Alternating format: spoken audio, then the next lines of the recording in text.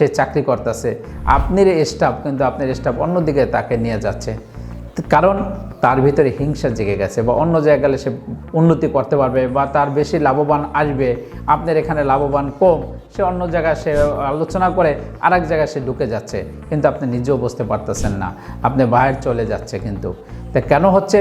তার একমাত্র ক্ষতির কারণে।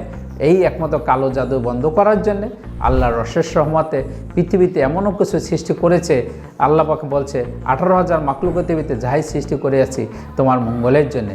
এই নজরবন্দি রাজমোহনী কবচ আপনি মঙ্গলের জন্যে আল্লাহর অশেষ রহমতে খুব উপকার আসবে। আপনি মেল কারখানার উপরে কেউ কখনো কালো জাদু করতে পারবে না এবং মানুষের কুদৃষ্টি লাগাইতে পারবে না।